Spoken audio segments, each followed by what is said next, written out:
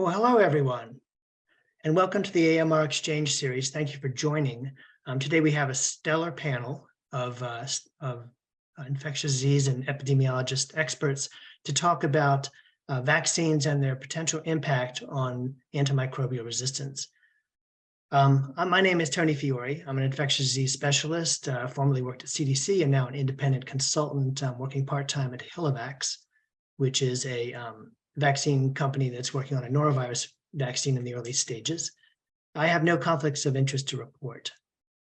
I want to also provide you a quick overview of the AMR Exchange Series and what its purpose is. The main purpose is to provide important and new research to the field, describing how antimicrobial resistance can be reduced, prevented, and reduce the spread of antimicrobial resistance. And our panelists are typically asked to provide some examples of research that's important and that people who are listening to the webinar need to know about, particularly focusing on what we're learning and what works, and emphasizing the examples of collaborations across sectors in healthcare, the environment, animal health, and the public health community.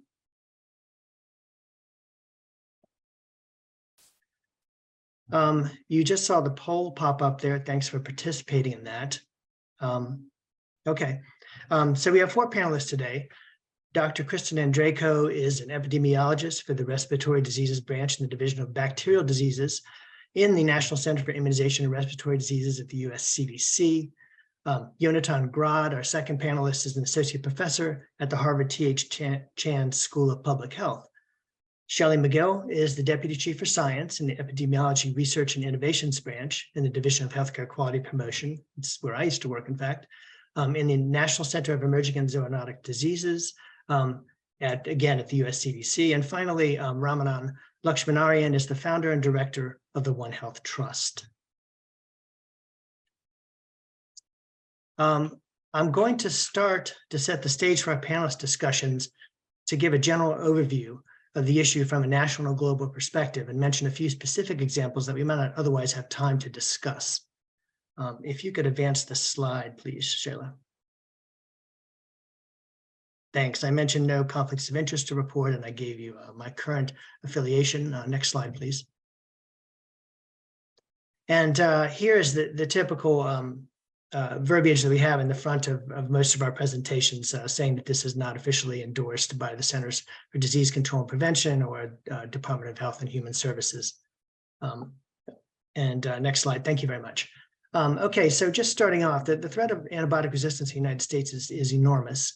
In the 2019 threat report, the most recent one that we have, it was estimated that there were 2.9 million infections related to antibiotic-resistant bacteria and fungi, and about 36,000 deaths.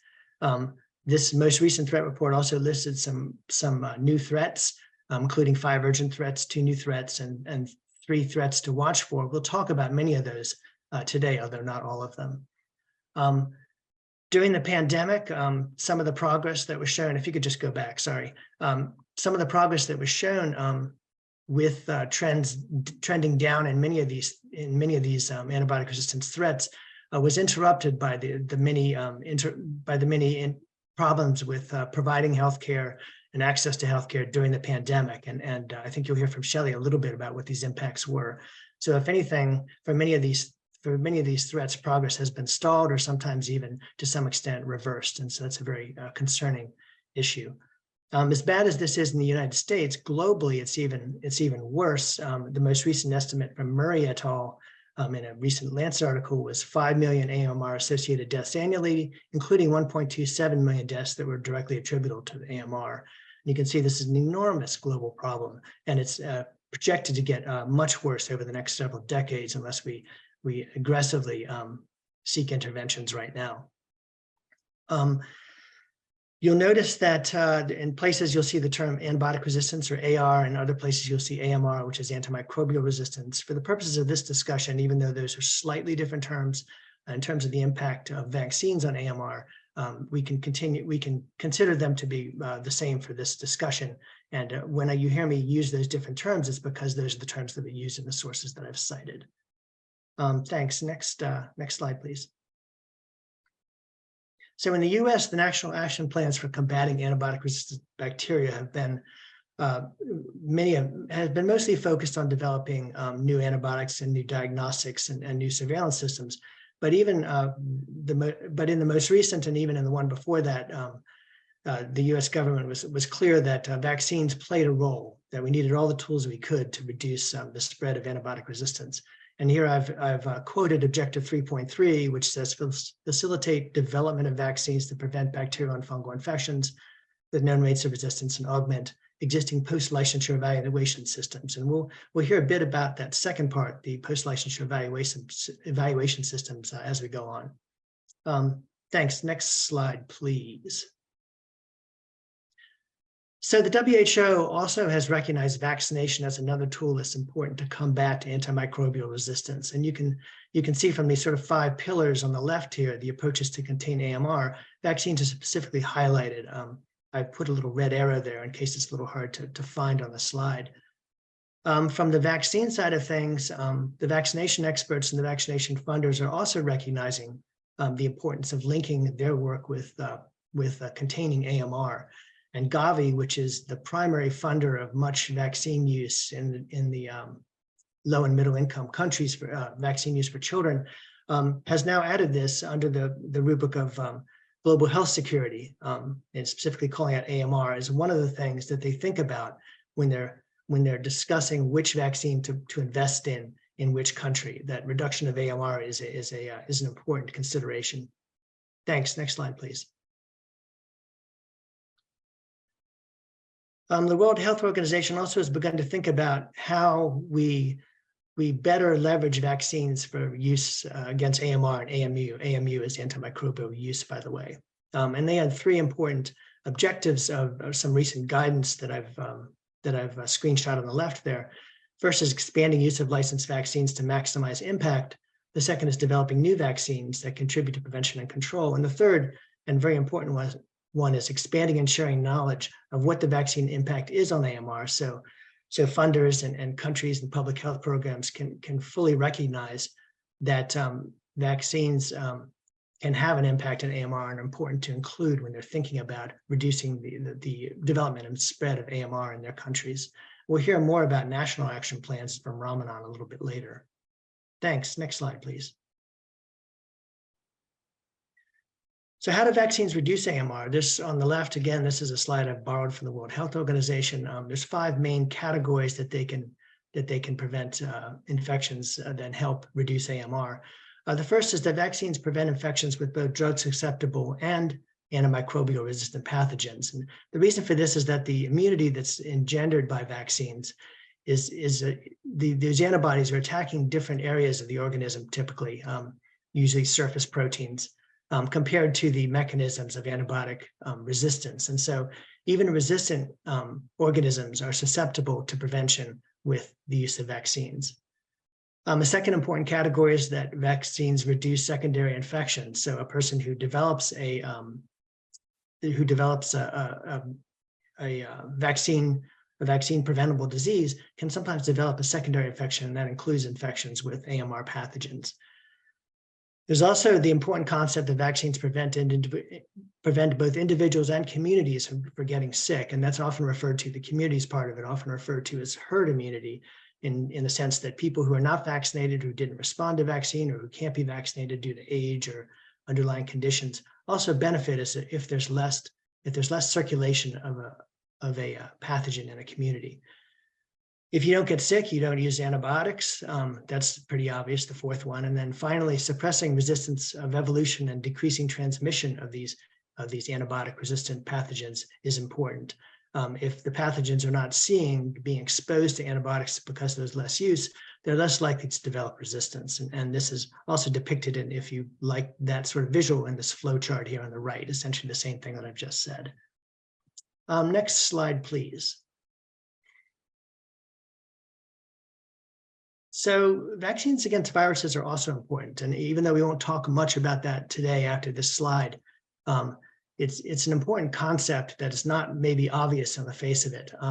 Patients are often given antibiotics for viral illnesses which drives antibiotic use and resistance. And of course, we know that things like penicillin and azithromycin don't help viruses, but for many people, when they get sick, we don't know what caused their illness. Think of respiratory diseases, for example.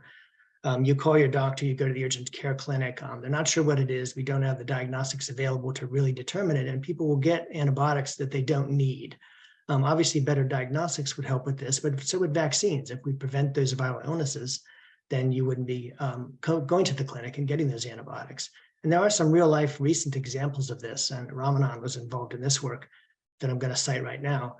You see the two maps of the US on the right there. Map A shows the amount of influenza vaccine coverage, and the darker orange is higher coverage of influenza vaccine for that state. And there is a surprising amount of variation state to state of flu vaccine coverage.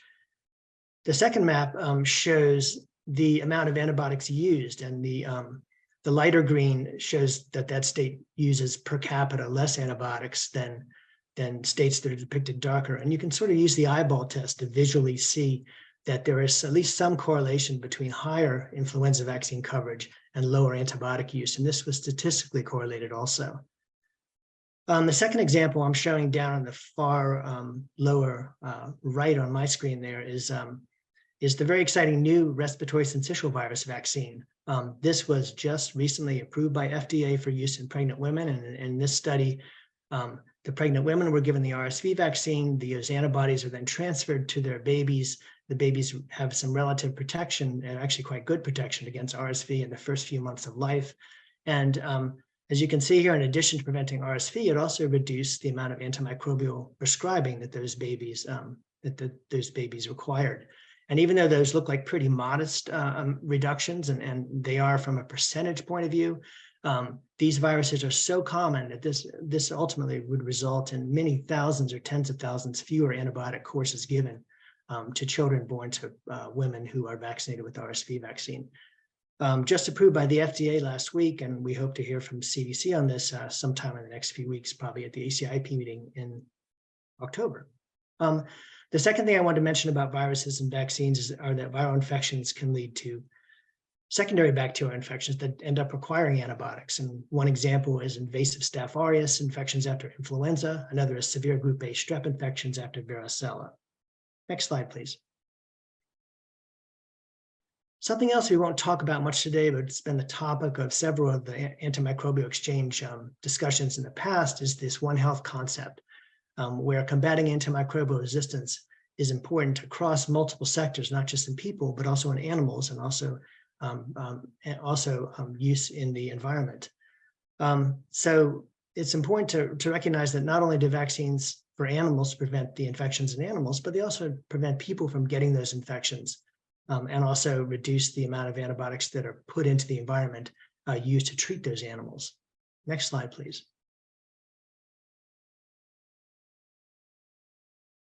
And so just to wrap this up, I think I've had a couple bullet points here that are ones that I often say when I talk about this. And so vaccines must be developed and provided to our patients, but they have to be also accepted by the public, and they have to be supported by our policymakers in order to be effective. A vaccine that doesn't go into a person or an animal is not a vaccine that's going to work. Coverage is too low for many current vaccines in the US, and we even lost some ground around the pandemic. We hope to recover that in the next year or two. And we also have new vaccines coming down the pipeline that we hope to get good coverage in as soon as possible.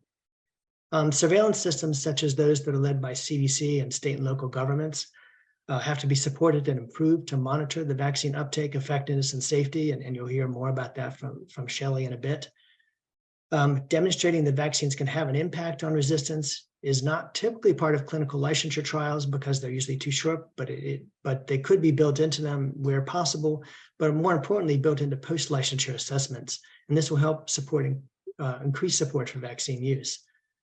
Finally, we just need to continually seek to develop new vaccines, improve existing ones, improve and monitor safety, demonstrate impact on AMR, and further build support for this idea that AMR reduction and vaccine use are inextricably linked. So with that, I think that was my last slide.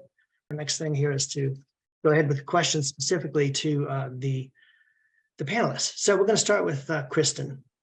So Kristen, the pneumococcal conjugate vaccines were often abbreviated PCV, and you'll hear that referred to as she talks about it, are highly effective in reducing illnesses and transmission. And could you share why PCV is also an important tool to slow the spread of AMR? Yeah, sure. Thank you for such a great question. PCVs have really been a great example of how vaccines can be an effective tool to reduce antibiotic resistance. And antibiotic resistance was first detected in pneumococcus in 1963. And as you showed with the threats report, it's now considered a serious threat in the United States. And so these pneumococcal conjugate vaccines, or PCVs, are designed to protect you from many infections that are caused by the bacteria Streptococcus pneumoniae or pneumococcus. And there are over 100 known serotypes or variations of pneumococcus, and it can cause a wide range of clinical illness, ranging from less severe infections like a bacterial acute otitis media or an ear infection, to a more severe infection that can lead to hospitalization and even death, like community-acquired pneumonia or meningitis. And these are all conditions that necessitate antibiotic use. So infections with these antibiotic-resistant strains of pneumococci both complicate your treatment and increase the cost of your medical care. And in the early 2000s, a 7-valent pneumococcal conjugate vaccine, or PCV7, was introduced for routine use among children in the United States. And prior to the introduction of this vaccine, data from CDC surveillance estimated that nearly a quarter of isolates from patients with invasive pneumococcal disease were non-susceptible to penicillin. And so PCV7 was really designed to provide protection against the specific serotypes that are responsible for the majority of resistant invasive pneumococcal disease at the time. In fact, 5 of the 7 serotypes that were included in PCV7 were responsible for nearly 80% of penicillin non-susceptibility at the time. And once that vaccine was introduced, there was a sharp reduction in invasive disease, especially resistant disease. So 4 years following PCV7 introduction, there was an 84% decrease in multi-drug resistant invasive pneumococcal disease. And we continue to see rates of resistant invasive disease drop with introduction of newer pneumococcal vaccines that provide protection against even more serotypes. Thanks. Okay, you answered a little bit of my second question with that, but maybe if you could give us some more specificity about how PCV has been shown to reduce the threat of antimicrobial-resistant strains. Sure. So think of it this way. Any resistant infection that is prevented by vaccination is a case that reduces the burden of antibiotic-resistant disease. If a vaccine prevents a vaccinated individual from getting infected with a resistant strain in the first place, it reduces the overall burden of antibiotic resistance, it reduces the need for antibiotic therapy, and it reduces the likelihood for a bad clinical outcome. But there are also other mechanisms in which PCVs can help reduce the burden of antibiotic resistance. Vaccines can have herd effects or indirect effects in which protection is afforded not only to the vaccinated individual, but also to the unvaccinated community. And a nice example of this effect occurred following PCV7 introduction in the US. So in 2000, PCV7 was introduced in the routine childhood immunization schedule. And as expected, introduction of PCV7 in young children dramatically reduced the rate of disease caused by penicillin non-susceptible strains. But the rate of invasive pneumococcal disease caused by penicillin non-susceptible strains also decreased among older children and adults, a group that would not have yet received the conjugate vaccine. So how does this happen? It's a bit complicated, but one of the precursors to pneumococcal disease is colonization, a phenomenon where the pneumococcus lives in your nose and throats without causing disease. And young children are often colonized with pneumococcus and can transmit the bug to their family and community.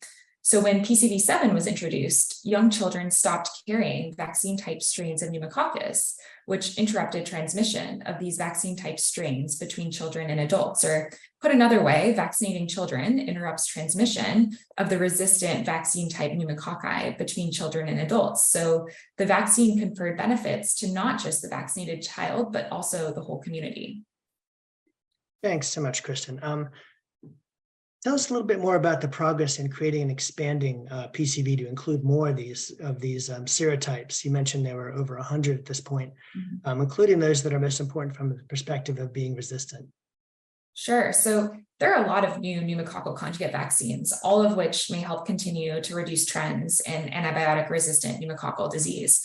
And currently, as you were mentioning, all those pneumococcal conjugate vaccines confer serotype-specific protection, meaning they provide protection against pneumococcal disease caused by the specific subset of serotypes or variations of pneumococcus. So how does it get decided which of those 100 serotypes are actually included or excluded from the vaccines? Well, CDC is always monitoring the serotypes that are responsible for the majority of severe resistant disease.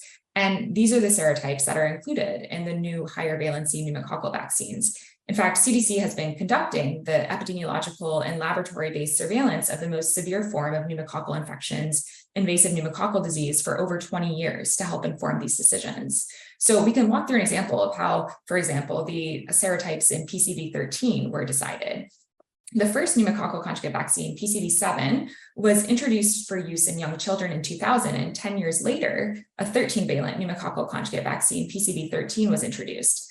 And PCV13 included the 7 serotypes from PCV7 in addition to 5 new serotypes. So how were those 5 new serotypes determined? Well, PCV7 was hugely successful at reducing the incidence of resistant disease caused by the 7 serotypes included in the vaccine. But there is still a significant burden of disease caused by non-vaccine type serotypes or serotypes not included in the vaccine. And there was this one serotype in particular, serotype 19A. It wasn't a major contributor to disease when PCV7 was introduced, but it emerged over time as the dominant serotype causing the majority of disease in the years following PCV7 introduction. In fact, following PCV7, it was causing about a third of all resistant invasive pneumococcal disease cases. So it became important to include serotype 19A in updated vaccine formulations, including PCV13. And after introduction of PCV13, only 8% of resistant disease was caused by 19A. So PCV13 introduction was really necessary to target these new serotypes that were causing the majority of resistant invasive pneumococcal disease, and was quite successful at doing so.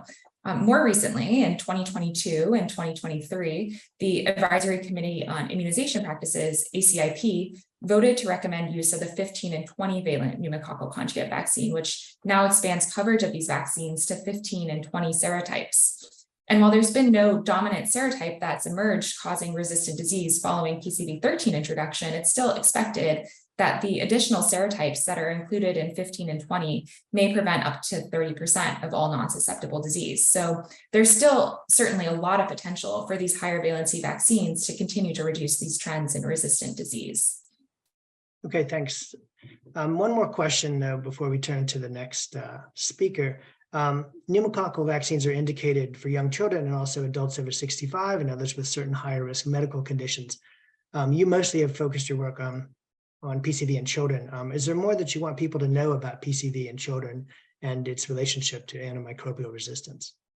Well, before the introduction of PCVs, young children had the highest risk of infection due to antibiotic-resistant strains, and choosing an effective therapy for children with a drug-resistant pneumococcal infection was challenging.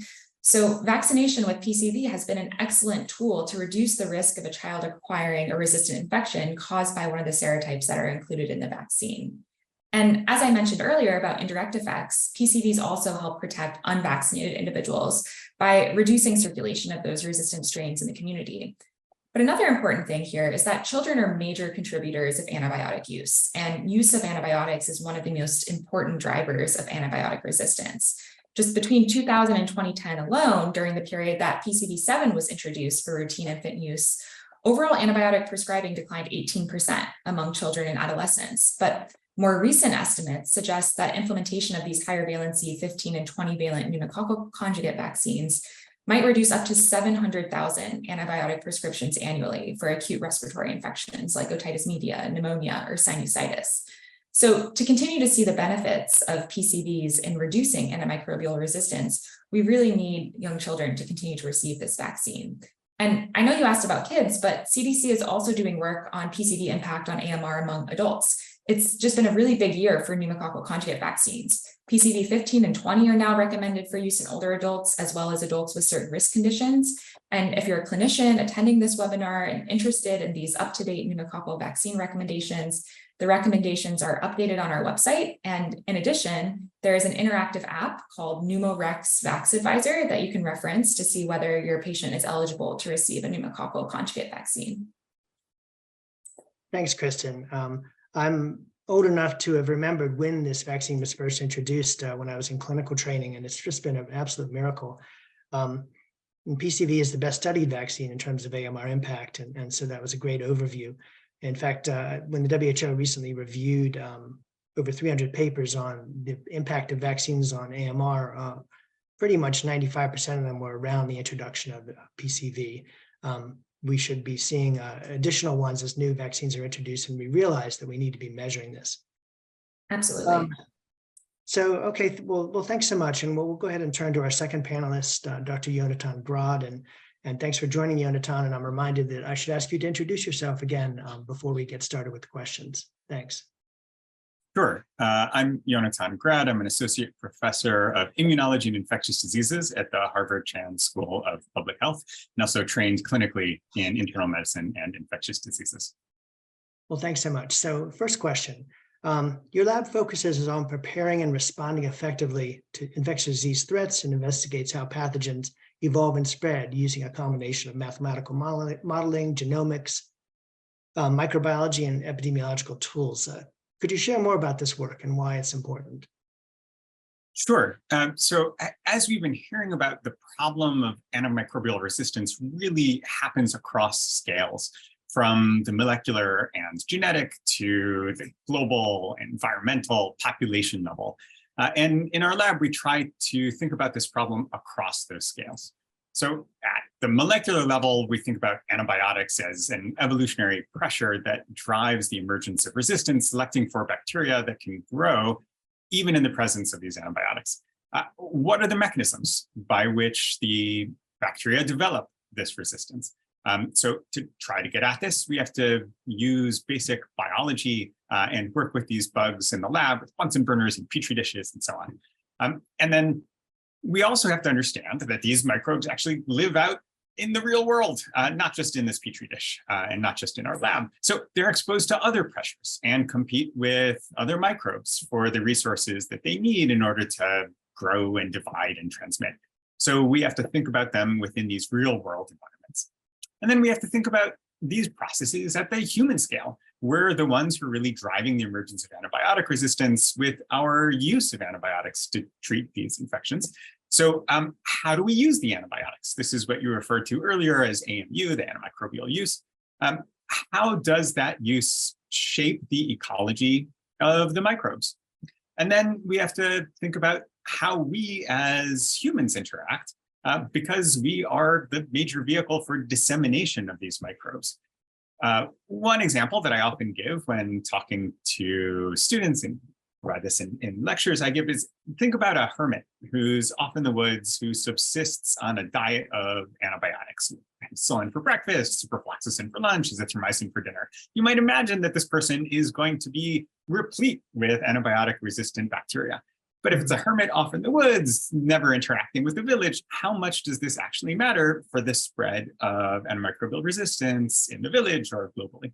Well, probably not that much if there's not too much interaction, but if there is interaction, then we have the opportunity for spread. So we also have to think about the interaction of people and recognize that antimicrobial resistance is really a global phenomenon where what happens in one part of the world impacts what happens everywhere else. So again, this is something that ranges across scales, from the basic biological and genetic all the way up to population level. Thanks. I love the hermit analogy. I might have to use that at some point. Some of the major themes of your work have been AMR and Neisseria gonorrhea, which is the cause of the sexually transmitted illness gonorrhea. And can you tell us a little bit more about AMR and gonorrhea? Absolutely. So gonorrhea is one of the most common bacterial infections out there. This often comes as a surprise to people, but in fact, it is a huge burden. So the CDC estimated that in 2021, the last year for which we have data, there were over 700,000 reported cases of gonorrhea in the US alone, and a true incidence that may be double this number, since many infections with Neisseria gonorrhoeae, as you mentioned, the cause of gonorrhea, can be asymptomatic. This number has been steadily increasing since about 2009. In fact, it's more than doubled since then. And we've been seeing a similar trend globally. estimate of around 90 million cases or so of gonorrhea each year around the world. One of the big problems here is antimicrobial resistance. So we are down to our last line antibiotic to treat gonorrhea. This is ceftriaxone. It's an antibiotic that is delivered by intramuscular injection. We've already seen resistance to ceftriaxone spreading globally. In fact, just here in Massachusetts in January, it was reported the first case of isolates that carry a particular gene that confers resistance to ceftriaxone in a background where the bugs also had resistance or reduced susceptibility to all other antibiotics used to treat Neisseria gonorrhoeae infection. So those were the first cases in the US, but those same strains have been observed all around the world and are rising in prevalence. So without new drugs and other tools to address this problem, we are facing the problem that's of huge proportions, a highly prevalent, untreatable infection. And just to go over what would happen, untreated infection in women, we see pelvic inflammatory disease that can result in infertility and ectopic pregnancy. In men, we can get scarring of the urethra, inflammation of the epididymis and the testicles. And we can also see the Neisseria gonorrhoeae bacteria spread throughout the body, cause disseminated disease. It can cause inflammation in the joints and also can cause heart infections and facilitate the infection with HIV. In the era before antibiotics, gonorrhea was actually one of the primary causes of arthritis in young people. So if we don't address this problem, this is really where we're headed back to. Thanks. Let's go on to discuss the potential benefit that a gonorrhea vaccine might have on AMR. Could you tell us a little more about that? Sure. So this picks up on the themes that you brought up and that we also heard from Kristen about the effect of PCV on pneumococcus.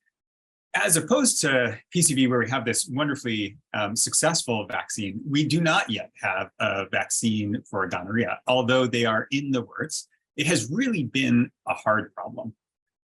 That said, it turns out that a vaccine developed for a cousin of Neisseria gonorrhoeae, Neisseria meningitidis serogroup B, one of the causes of meningococcal meningitis, looks like it could actually confer protection against gonorrhea to some extent. And that is now in clinical trials to test this hypothesis. And we hope to see results in the next couple of years. So in a way that's very similar to what we heard about for PCV, we anticipate that the impact of a vaccine for gonorrhea will be at least twofold. One, it will reduce the burden of gonorrhea, so great in and of its own, but then in addition, too, it will reduce the antibiotics used to treat gonorrhea. And so we think this will help to reduce the selective pressures that drive antibiotic resistance. Now, we think this will be particularly important for young people where you have the highest concentration of gonorrhea cases.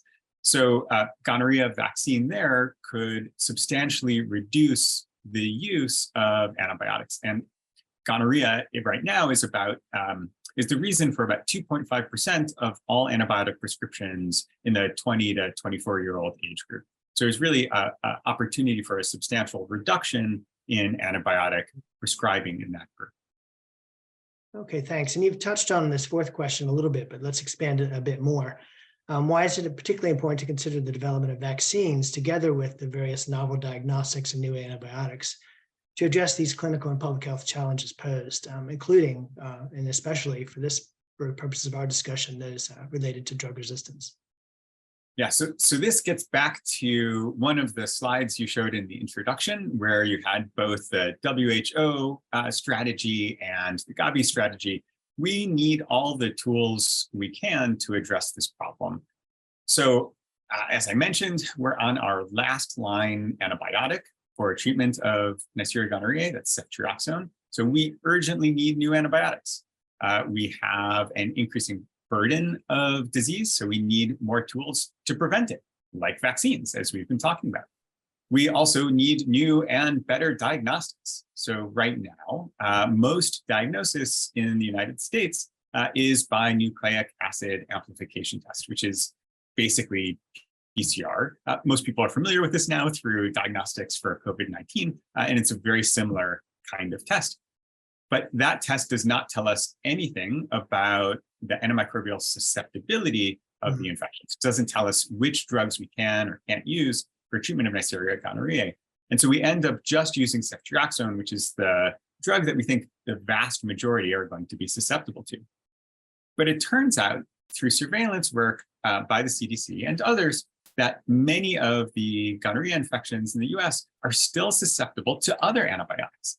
So if we had diagnostics that could tell us about the susceptibility of each individual's infection, we could use potentially ciprofloxacin or penicillin or another drug and really distribute those selective pressures and not just use ceftriaxone, helping to expand the clinical lifespan of each of these antibiotics and really help to address this problem of antimicrobial resistance. So all three of these elements are key to a comprehensive response strategy. We need the new antibiotics, we need the new diagnostics, as I mentioned, and we need a vaccine, as we were talking about before, to, again, address this problem of overall burden and antimicrobial use for treatment of gonorrhea. Okay, thanks. Thanks very much. I think that's our questions for now, and we'll, in a minute, turn to our third panelist, Dr. Shelley McGill. But first, just to mention, to follow up on your discussion of gonorrhea, it really is. It was amazing to me to see the results from the Neisseria meningitidis trials showing the impact of gonorrhea. It certainly was unexpected, and we really do need to develop something more to prevent this really clever organism. I think it's one of the best at developing resistance. And so I really appreciate your giving us a quick overview of that. Okay, well, so now we'll turn to Shelley McGill. Shelley, if you would reintroduce yourself, and then we'll get started with questions. Thank you, Anatol. Sure. Thanks, Tony. So I'm an infectious disease physician and medical officer in the U.S. Public Health Service, and I serve as the Deputy Chief for Science in the Epidemiology Research and Innovations Branch in CDC's Division of Healthcare Quality Promotion, where Tony used to work. Okay, we'll get started on the first question. Shelley, your branch is involved in conducting population-based surveillance and analyzing electronic health records data to characterize the burden of AMR among some of the key healthcare-associated pathogens in particular. And your division has recently done work on how the COVID-19 pandemic affected AMR in the US. Could you tell us a little bit about those results? Thanks. Sure. And first, let me provide a little bit of background information for context. This will refer back to some of the slides that you had. So our division at CDC monitors antimicrobial resistance in the US, and particularly resistance in healthcare-associated pathogens, using a couple of different approaches. One is through the National Healthcare Safety Network, which is the nation's largest system for tracking healthcare-associated infections in hospitals, nursing homes, and other healthcare settings. And then another approach is using data from large sets of electronic health records, or EHRs. And staff in our branch analyzed EHR data to help create the National Report on Antimicrobial Resistance Threats issued in 2019 that you mentioned in your introduction. And that report provided national estimates of infections and deaths due to key resistant pathogens and showed that between 2012 and 2017, deaths from antimicrobial resistance decreased by about 18% overall and nearly 30% in hospitals. And we also saw significant reductions in infections due to some important healthcare-associated pathogens like methicillin-resistant Staph aureus, which we call MRSA, vancomycin-resistant Enterococcus or VRE, and certain resistant gram-negative bacteria, probably because of investments in infection prevention and control and improving antimicrobial use. But even though the 2019 report showed that there had been a lot of great progress, I think it's important to point out, just as you did, that the overall burden of antimicrobial resistance in the US was still high. So 2.9 million infections and about 36,000 deaths, not including infections and deaths due to Clostridioides difficile or C. diff. In addition, the data showed that there were some bacteria that are definitely important in healthcare settings, but that may be increasing in the community. There are increases in infections caused by these bacteria, which are the extended spectrum beta-lactamase or ESBL producing enterobacterales. Because of the COVID-19 pandemic, CDC issued a special report in July 2022 using the same EHR-based method to evaluate the effect of the pandemic on the status of antimicrobial resistance threat pathogens. And that report showed very concerning findings that you alluded to, that much of the progress we'd seen in previous years had been reversed by the pandemic. And in fact, resistant hospital onset infections and deaths both increased at least 15% during the first year of the pandemic. We saw increases in hospital onset infections due to most of the main healthcare associated resistance threat pathogens, and that includes carbapenem-resistant enterobacterales, or known as CRE, Acinetobacter, resistant Candida auris, and others. And these increases are probably in part a result of challenges implementing recommended infection prevention and control practices in healthcare facilities during the pandemic because of shortages in personal protective equipment and staffing. And increased severity of illness and length of stay in hospital patients may also have played a role. Analyses of more recent data suggest that increases in hospital onset resistant infections did persist in 2021, and that underscores the importance of infection prevention and control, as well as the need for developing innovative prevention measures like vaccines that can help reduce antimicrobial resistance. Thanks. That was really helpful to hear, although unfortunate that we've had these reversals. So it's clear we need many different tools for reducing AMR. This is our second question. Can you tell us a little bit about what vaccines are in the pipeline that could be important for reducing infections due to these healthcare-associated infections? Pathogens. Yes, and I'd like to mention that the World Health Organization has put together a very helpful overview and analysis of bacterial vaccines in clinical and preclinical development that was released in July 2022 and is available online. And in that document, they categorize the pipeline of vaccines that can impact AR into 4 main categories, ranging from the first category of vaccines that are already licensed to the 4th category for those pathogens where there's limited or no candidates in the pipeline and low development feasibility. And not surprisingly, many of the bacterial pathogens we think of as being primarily healthcare associated are in this 4th category. And that includes Acinetobacter, Staph aureus, and Pseudomonas aeruginosa. On the positive side, there are 2 healthcare associated pathogens for which there have been some more promising developments. One is C. diff, for which a vaccine was recently in late stage clinical trials. And this investigational vaccine was studied in a phase 3 trial for prevention of symptomatic primary C. diff infection in adults 50 and older. Although it was well tolerated, the trial failed to meet the pre-specified primary endpoint of primary C. diff infection prevention. But it's important to note that in preliminary analyses of 2 secondary endpoints, vaccinated subjects were noted to have a reduced duration of C. diff infection, as well as less severe disease. Now, what this means for the future of this particular vaccine candidate is unclear at this time.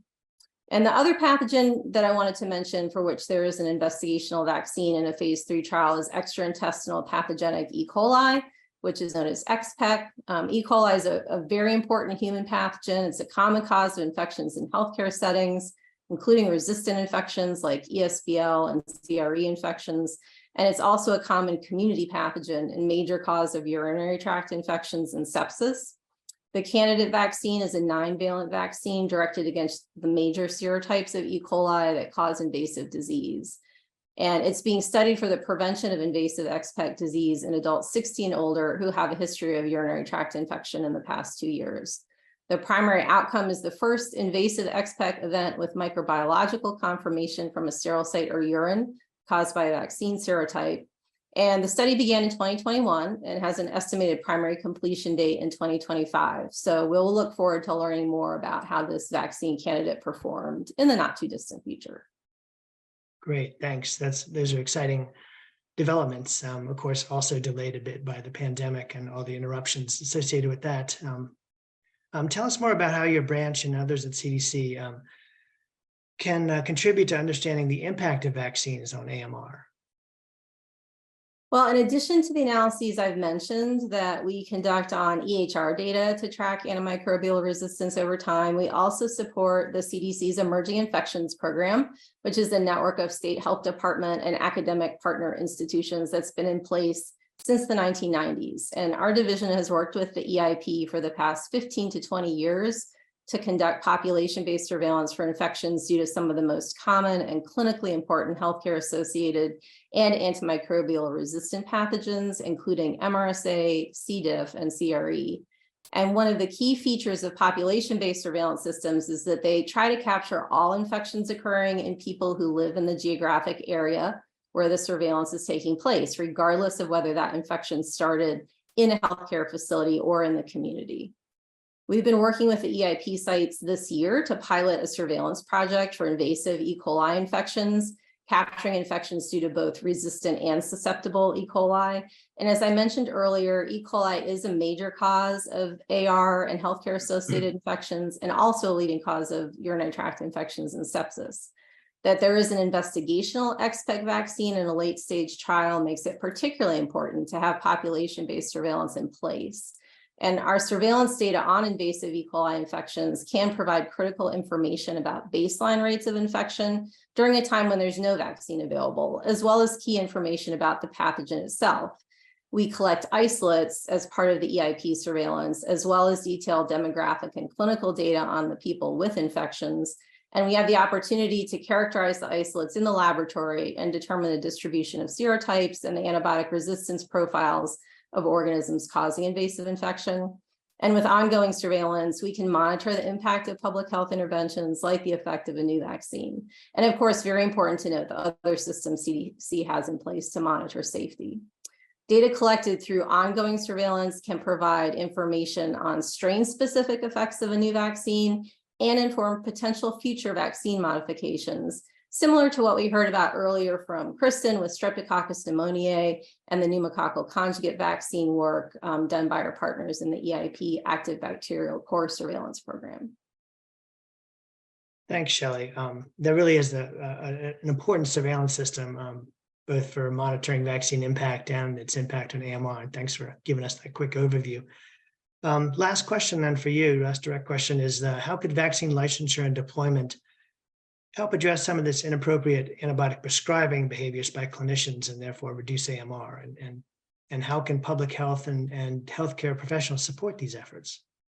Sure. So there's a number of ways in which vaccines can help improve antimicrobial prescribing, and you've talked a little bit about this already. And that reduction in prescribing in turn can help reduce antimicrobial resistance. So first, antibiotics are very commonly prescribed for respiratory infections, even though viruses are the major causes of many of those infections, and therefore treatment with antibiotics is not always indicated. There are data showing that vaccines against viruses, such as the influenza vaccine, can reduce antibiotic prescribing in adults and probably also in children. And reductions in antibiotic prescribing when antibiotics are not needed can help prevent the emergence of resistance in bacteria. There are also some data now for the COVID-19 vaccine. McFadden and colleagues showed that vaccination was associated with reduced antibiotic prescribing in adults over 65 in the outpatient setting. Also, vaccines like the pneumococcal conjugate vaccine that we've heard about make the likelihood of bacterial infection lower, and many bacterial and viral vaccines can reduce the severity of infections that do occur, which may reduce the need for antibiotics, as well as the prescribing of inappropriate antibiotics. In terms of your second question, there's many ways that public health and healthcare professionals can support efforts to increase the uptake of existing vaccines that have the potential to improve prescribing and reduce antimicrobial resistance. Healthcare professionals are the patient's most trusted source of medical information, so the information that a patient or caregiver receives during a medical visit has really important impact. Healthcare professionals can ensure there's an open channel of communication with their patients and their patients' caregivers about the availability and the value of vaccines for reducing illness due to certain viruses and bacteria. And healthcare professionals can provide counseling and education to patients about common viral infections that should not be treated with antibiotics. It's important that people feel comfortable asking their healthcare providers any questions they might have so that they can make the best decisions for themselves and the people they care for. Reminders from health departments and healthcare professionals about when it's time to get an annual influenza vaccine, for example, and information about new vaccines that are becoming available, including information about benefits and potential risks and side effects, are all very important. And public health professionals can work to ensure that vaccines and clear information about vaccines are widely available and easily accessible in the communities they serve. they can partner with local groups, employers, or other organizations to make sure they're able to reach as many people as possible. Thanks, Shelley. It's really exciting to hear about some of these potential, or at least a few new healthcare-associated infection vaccines, and also about how our surveillance systems can be adapted and hopefully expanded to better capture impact of both of the vaccine on the disease itself and on the AMR component of those infections. And it sounds like the EIP program in particular is well established to be able to do that sort of thing as it did for PCV. So let's go ahead and thank you, Shelley, first. Let's go ahead and turn to Ramanan. And again, reminding Ramanan to go ahead and reintroduce yourself, and then we'll get to your questions. Thanks. Thanks, Tony. Thanks for having me. My name is Ramanan Lakshminarayan. I'm founder and director at the One Health Trust and also a senior research scholar at Princeton University. And I'm an economist and epidemiologist by training. Okay. And so Ramanan is going to talk to us a little bit more from a global perspective about AMR. You have extensive experience working to understand AMR and the multifaceted and complex actions that are necessary to combat it globally. Talk to us about some of the actionable strategies that countries that are very diverse in their needs and their governments and their resources can implement to help prevent AMR. Thanks, Tony. So I think it's pretty clear at this point that resistance anywhere is a potential threat everywhere, and many of the folks on this webinar are probably familiar with the case of Pseudomonas that were transmitted because of contaminated eye drops that were manufactured in India and then resulted in 5 deaths and multiple cases of blindness across the states. So you can have MDR in one place, but it can very quickly get to other places. So what happens in any other country is a consequence in every other country, and there is very clearly a need for global coordination. Now, it was with that understanding that at the 2015 World Health Assembly, the member states adopted a resolution that basically committed every country to develop a national action plan for AMR. And the thinking behind it was that these national action plans would help, improve understanding and awareness of AMR. They would strengthen the evidence base through surveillance and research. You would have a reduction of infections through water and sanitation hygiene, infection prevention control, and potentially vaccines as well. Optimize how antibiotics are being used, and basically increase investments in diagnostics, new tools, vaccination, and other interventions. So I think the actionable strategies that countries with diverse needs have are right there. They basically need to reduce infections. So if you don't have the infections, you don't have to deal with AMR in the first place. And that's water and sanitation, vaccines, infection prevention and control. These are the most obvious ways to do it. And these need to be implemented in a One Health fashion, not just in the human domain, but also in the animal domain. And the other aspect of these national action plans was that although not many countries necessarily followed that guidance, they were most effective when they were multi-sectoral. In other words, governments themselves are not the primary player or influencer of actions that result in AMR. So many things are done by the private sector because of their incentives. Many things are done by professional associations, how their guidelines are set up. So the best national action plans and the best strategies that countries were going to use were ones which involved an all of society kind of an approach. But unfortunately, that was not necessarily the case in most countries. People just followed what they were asked to do. And you now have, I think, about 140 countries with national action plans, but not all of them are going to get us to where we need to be. Thanks. You touched a good bit on the second question that I was going to ask you, but expand a little bit more about antimicrobial resistance national action plans and why they're a viable tool to combat the global threat of AMR, and tell us more about the role and impact that these action plans have had and how they do continue to support global efforts to combat AMR. So the national action plans are a tool to combat AMR because they basically are recognizing that unlike other diseases, say HIV, where you can prevent with condoms, you can improve blood supply, there's treatment. it's a little simpler with other diseases which don't have to deal with the array of sectors and influencers of AMR. So the national action plans were really thought of as a way of bringing all those sectors into play. And many countries, like I mentioned, already have these plans, but there are real major gaps and variability in the maturity of these national action plans across countries. And these are how good the policy and strategic planning is, whether they have medicines management and prescribing systems, across countries, whether there's technology for optimized antimicrobial prescribing, context, culture, behaviors. These things are very important, and culture is very important. There are reasons why the average Swede gets half the amount of antibiotics per person that the average person in the United States does. And there's some reason why the average person in West Virginia gets twice the amount of antibiotics on a per capita basis than someone in Alaska or California. That has nothing to do with the levels of disease. Those have to do with context, culture, and behaviors. And that all these are outside of the domain of medicine. And I think and last but not least, operational delivery, monitoring, engaging patients, explaining to them why they may not need the antibiotic. There's a lot about AMR which is not about medicine at all. It's about behavior, and I think we saw that with COVID as well. And I think we're missing some big pieces in social sciences in terms of incentives, understanding, how to change behaviors, which at the end of the day, changing behaviors and changing norms are really going to be the way in which we're able to achieve a long-term equilibrium with respect to antibiotic use that is different from where we are today. But we're still quite far from that. In addition, I think these plans are a vehicle for thinking about these things, but they also need to be funded. And many, I would say most national action plans are not funded at this point. So they're aspirational documents, they're sitting in someone's computer, or they probably have a meeting organized around it, twice a year or whatever.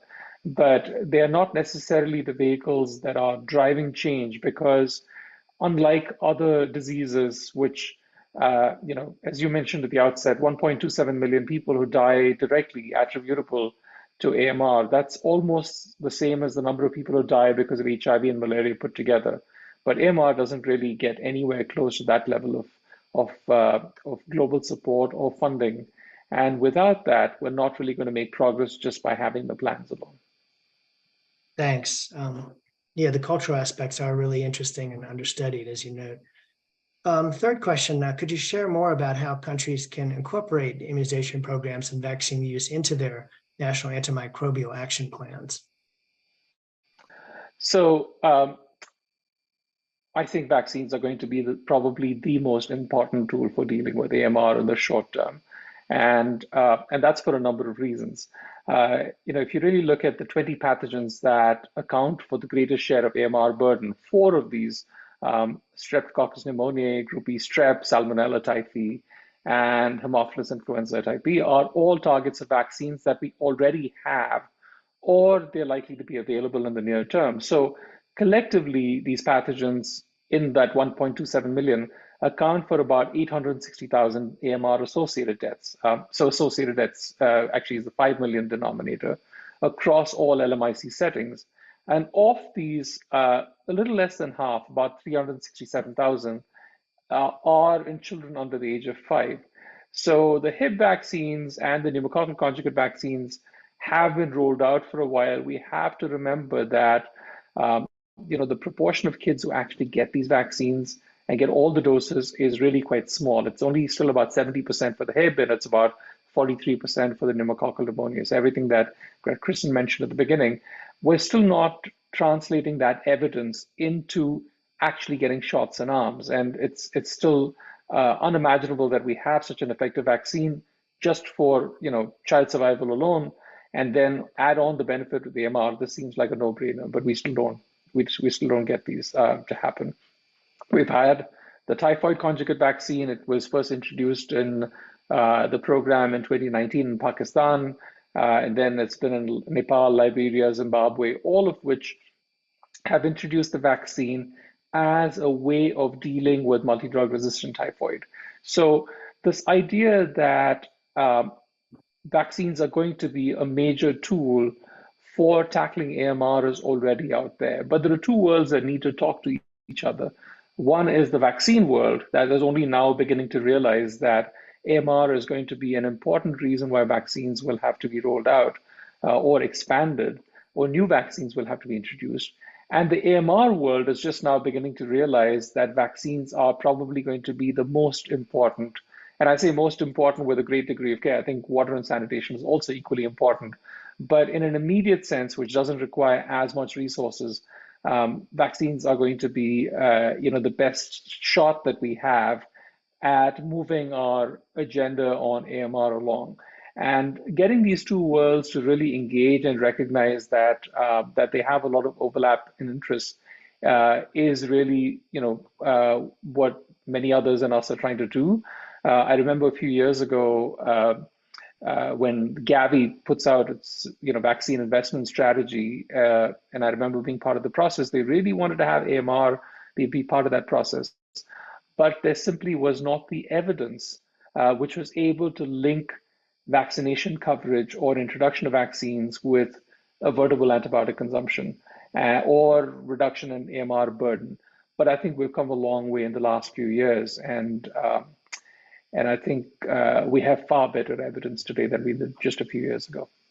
Thanks. You segued nicely into the last question we were going to ask you, which is a little more specificity on what has happened in the past few years to provide quantifiable evidence to support the vaccines can reduce AMR in addition to their preventing the disease they're intended to prevent. Can you tell us a little more about that and what's changed? Right. So I think there's been a very focused effort. At the One Health Trust, we've been working with the Gates Foundation and WHO. In fact, we had a tripartite, and we put together a consortium of people in multiple universities to pick up pieces of this and essentially, write the papers on pneumococcal pneumonia. Kristen was part of, one of the papers on that. We had work on typhoid, on new vaccines that have not yet been introduced, including tuberculosis. We've also looked at non-bacterial pathogens, malaria, HIV. So we've covered a whole range of vaccines, existing or new potential vaccines, to be able to quantify the effect on both AMR burden as well as on antibiotic consumption.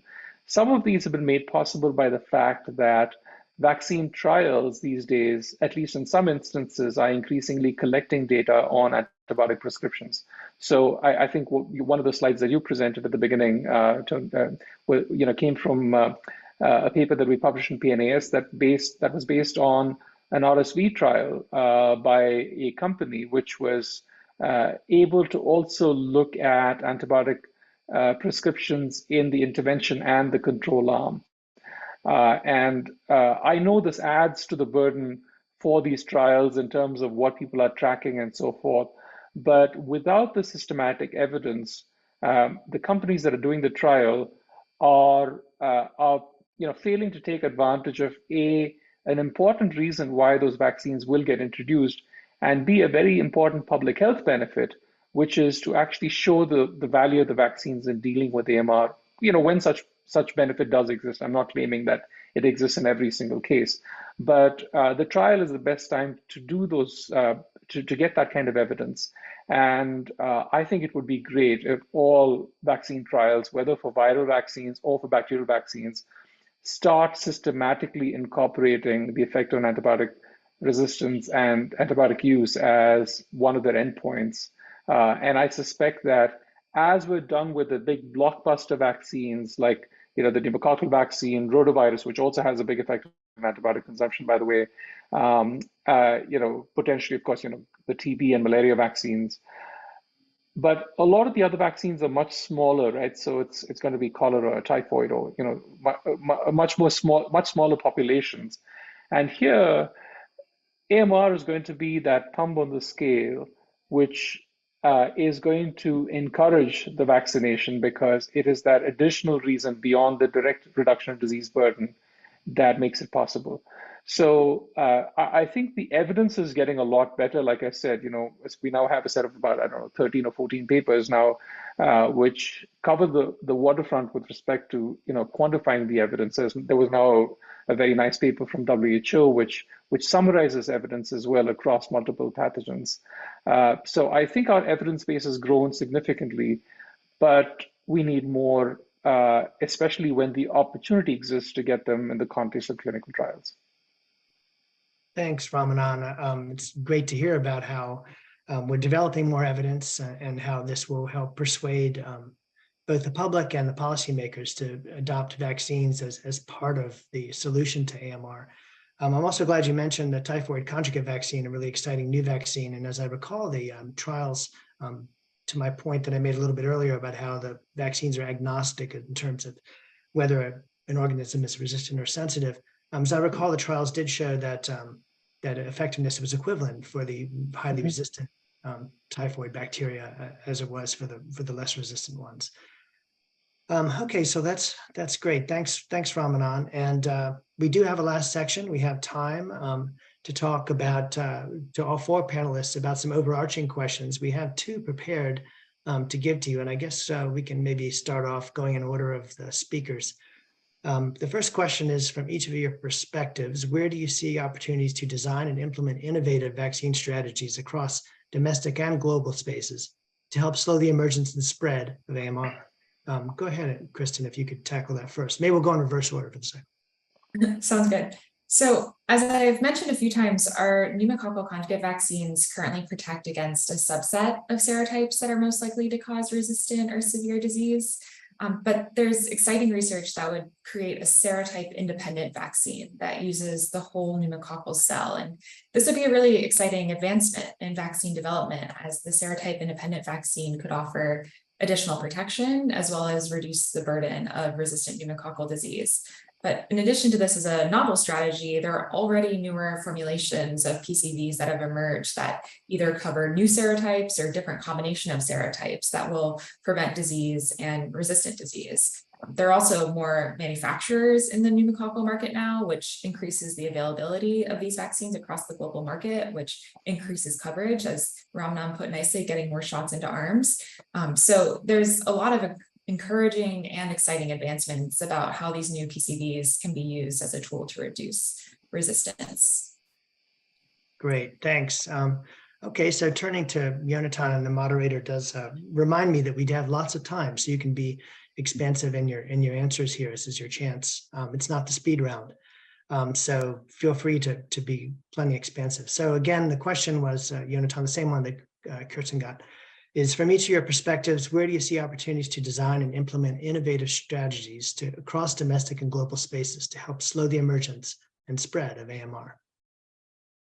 Okay, so trying to be expansive, I think there are a bunch of things that we've touched on that merit a little bit more discussion. So one of them is a concept that I think we've alluded to a number of different times, but just to put a name to it, and that's bystander selection. That's the idea that when we take an antibiotic, not only are we applying pressure to the pathogen we're attempting to treat, say taking ceftriaxone for gonorrhea, but in addition, we're applying that pressure to all of the different bacteria that are on us and in us. And remember, we're colonized with Staph aureus on our skin. A good fraction of the population is E. coli in our gut, sometimes strep pneumo in our nasopharynx. So when we take these antibiotics, we're not just exposing the particular pathogen to antibiotic pressure, we're exposing all of these commensal bacteria that could potentially become pathogens to infection. So limiting the use of antibiotics through things like vaccines, whether it's for vaccine for influenza and inappropriate use of antibiotics to treat respiratory infections, vaccines for pneumococcus, where it would be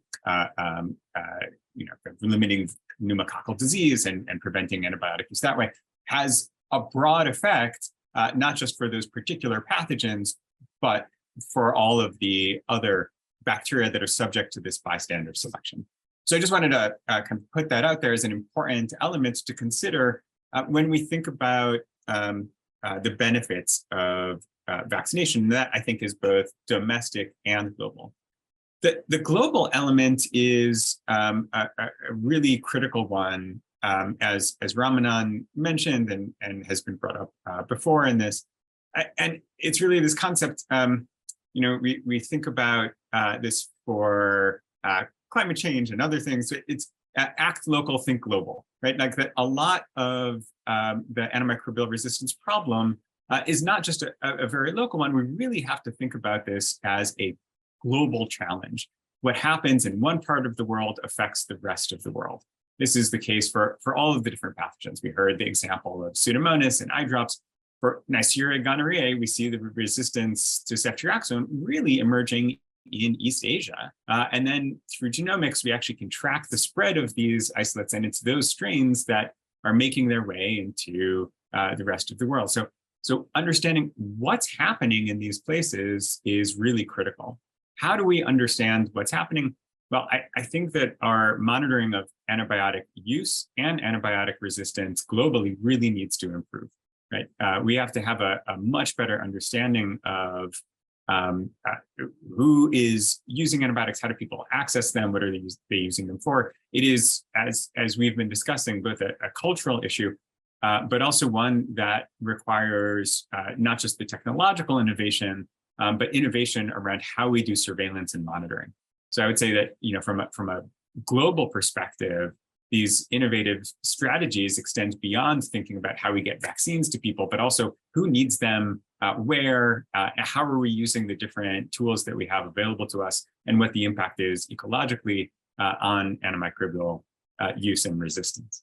So I think there's a fair amount there that needs to be developed.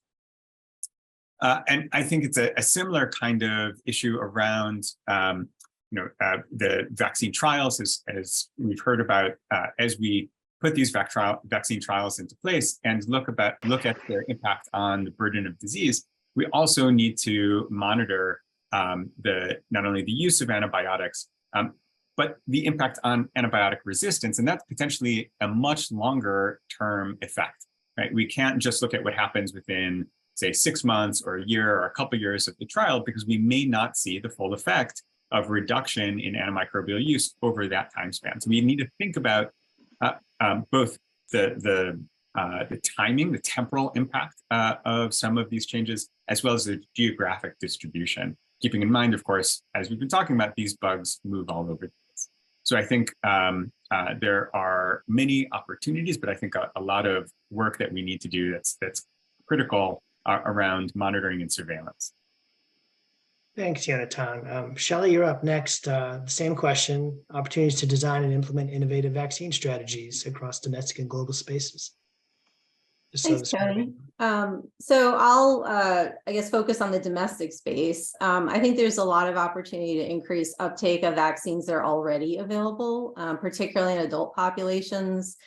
It can be more challenging for adults to get all of the recommended vaccines than it is for children in the US. And many of the healthcare settings in which adults receive care in the US, like specialty care settings for specific medical or surgical issues, may not be focused on or familiar with providing information on vaccines or delivering vaccinations. And even if the provider is comfortable providing comprehensive, accurate vaccine information to patients, the clinic might not have vaccine available. It might not know where to refer patients for vaccination, such as to another provider or retail pharmacy in the community. So I think there's a real opportunity to develop approaches in different clinical settings that improve availability and accessibility of vaccines and information about those vaccines for adults. Thanks. Yeah, very important. And it will be a challenge, as you mentioned, especially for adult vaccines. I am interested to see how we'll deliver RSV vaccines to pregnant women, for example. Okay, and so Ramanan, you're up in the cleanup spot here from your perspectives, opportunities to design and implement innovative vaccine strategies. The floor is yours. Well, I think all the good points have already been made. I'll just go back to, again, the evidence part. I think on the strategy standpoint, we've got two kinds of vaccines. The ones which are going to be able to prevent a huge amount of antibiotic consumption, and the ones which are going to be like the typhoid vaccine, really are, our only tool to be able to deal with an emergency when it actually does occur. And I think the opportunities for the first one are probably going to rely a lot on an influenza vaccine. the influenza season is the single most important reason for antibiotic consumption, and especially inappropriate antibiotic consumption around the world. The evidence is very clear, both in the United States as well as globally. And I don't know what the state of play is for a universal flu shot, but whoever's working on that better hurry up, because that is probably going to be our best bet for dealing with antibiotic consumption at a very grand scale. Now, when it comes to be able to deal with the burden of AMR, I think we are probably going to see a lot more with respect to vaccines against specific bacterial pathogens that people get when they're hospitalized. Hospitals are where people, the greatest burden is.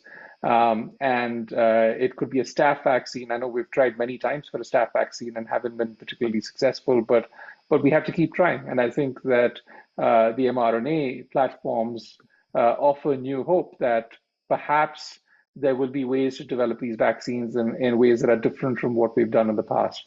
So I'm optimistic, but I think we've got these two things that we have to keep in mind. One is we've got to use the vaccines to tamp down on the consumption, and the other one, we've got to look for ways to save lives that are being lost to AMR right now. And last but not least, let me also remind everyone that we're talking largely about human vaccines. The opportunities for animal vaccines are tremendous. In fact, animal vaccination is a significantly underused tool because unlike for human vaccines where we have a Gavi, in animal vaccines, there is no such public funding mechanism. And everything that we can do to be able to use vaccines that are able to improve productivity in animals and also reduce the need for antibiotics, whether for metaphylaxis or, obviously for disease prevention, for growth promotion or for disease prevention, would be really helpful. But this is again a domain where a lot more work needs to happen. Thanks, Ramanan. I did say I might go in reverse order, and this is convenient because you did mention reasons for hope for the future of vaccines as a tool for combating AMR. Can you get your chance to expand on that a little bit more, and what other reasons for hope there are for this? I think an important reason for hope is simply that people's attitude towards vaccines has changed broadly. I don't mean, obviously, there are pockets where people are vaccine hesitant or don't want to take vaccines and so forth. But I think the idea that vaccines pulled us out of COVID is generally recognized around the world. The idea that adults need vaccines, which is not a thing at all. I know in the United States we have seasonal flu vaccines. That's not true in many parts of the world. The idea that adults could get a vaccine is also become more acceptable thanks to COVID. In most LMICs, COVID was the first reason, it was the only reason so far that any adult would get a vaccine shot. So I think we're now starting to enter a world in which adult vaccines are okay, vaccines are seen as being useful, and potentially we have vaccines which could, in the next, I would say, next 10 to 20 years, be able to help us tackle many of the challenges of AMR by reducing the burden, particularly for the sets of infections where we have the highest numbers of resistant infections, and particularly the healthcare-associated infections. So I think the combination of what we might have with new vaccine development using new platforms and a general receptiveness will get us much further than what we could have thought about just 4 or 5 years ago. Thanks. Shelley, I'm turning to you for reasons for hope for the future of vaccines as a tool. Yeah, I agree with all those points. And new technologies, new opportunities for developing vaccines against new pathogens, vaccines we haven't had before. Those are all obviously opportunities or chances for optimism. But as I mentioned, there's a lot of room for improvement with the vaccines that we already have. And I think, we should continue working to maximize their use in alignment with current recommendations. In addition, as has already been mentioned, I think increasingly there is a recognition of the critical threat that antimicrobial resistance poses to the world, not only among public health and healthcare professionals, but also policymakers and the public. And increasingly too, we're seeing data supporting the value of vaccines for reducing antimicrobial resistance. One example is a recently published modeling study by investigators at a number of organizations, including the International Vaccine Institute, Novo Nordisk Foundation, WHO, and the London School of Hygiene and Tropical Medicine, where the authors found that a substantial burden of death and disability globally could be averted through use of vaccines against 15 common bacterial pathogens. So I think with this increased awareness and increasingly robust evidence base, more innovative approaches like the development of new vaccines will gain traction. Thanks, Shelley. Yonatan, do you want to take a stab at this one? Reasons for hope and optimism. Sure. So I think echo all of the points that we've heard and add a couple. One is around funding. So there is more of an investment by funding agencies in the research to develop these tools. And I think recognizing that they have increasing acceptability, although it has to be mentioned that the anti-vaccine sentiment that's out there is another issue that really we have to work on. Communication, sharing clear information, combating disinformation, all of that is I think, a critical element in the strategy to promote vaccine uptake broadly. But the success of the COVID vaccines, the introduction of RSV vaccines, I think all of this has also encouraged private sector to invest heavily in development of new vaccines. So I think that is with, again, ideas of preventing disease limits the use of antibiotics. Limiting the use of antibiotics, I think, will help reduce the pressures on antimicrobial resistance, in addition to preventing infections by antimicrobial-resistant organisms. So I think all of that is very encouraging.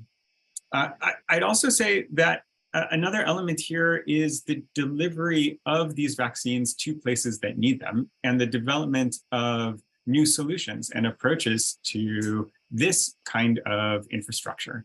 So I was recently in Rwanda and near a hospital in rural Rwanda, where it takes a long time to get there by road. From Kigali, the capital city, to this hospital is around a 3-hour drive on both paved and unpaved roads. How do you get urgent supplies to places like that? Well, in this case, one of the solutions was actually using drones. That what was a 3-hour drive was a 20-minute drone flight. And with the right infrastructure for delivery, we can start to access populations that otherwise would have a very hard time getting these vaccines that we recognize as being so valuable. So the development of infrastructure around delivery of vaccines, medicines, and so on, I think is another hugely important area of advancement with great potential for really improving the lives and health of people all around the world. Thanks. Yeah, there's just some important points. I'm glad you're able to make them. Kristen, I'm turning to you. I've been a bit unfair to you because you're getting the last bit, and I know a lot of it's been said, but I bet there are specific examples you can give us about optimism, particularly around PCV. Go ahead.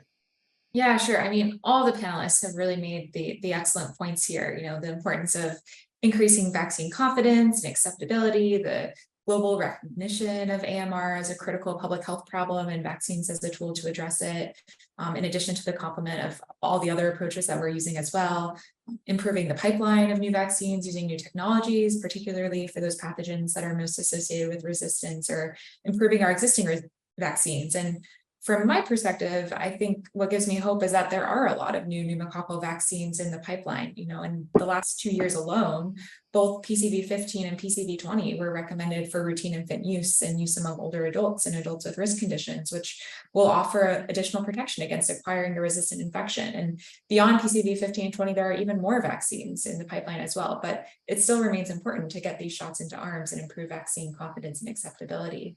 Aside from pneumococcal conjugate vaccines, though, implementation of other vaccines like the RSV vaccine can offer additional protection to reduce the burden of resistant pneumococcal disease, because as has been mentioned, these vaccines or for viral infections prevent resistance, because viral infections can often trigger secondary bacterial infections and are viral infections are large contributors to unnecessary antibiotic use. So all of these vaccines can lead to a reduction in resistance by both reducing the burden of resistant infections, reducing unnecessary antibiotic prescribing, and everything I've heard today has just given me a lot of hope in how these vaccines and future vaccines can be used as a tool to combat resistance in the future. Great. Thanks, Kristen. Yeah, that's it's great to hear that the developers of pneumococcal vaccines are not resting on their well-deserved laurels and going after even better targets, such as this universal one you mentioned. Well, we've come to the end of the questions, and so thanks so much to everyone for joining, and thanks to our panelists for such a great discussion. I have a chance, just a couple of minutes to do a quick wrap up, and this might be particularly important for those who signed in late and didn't hear some of the early parts of the presentation.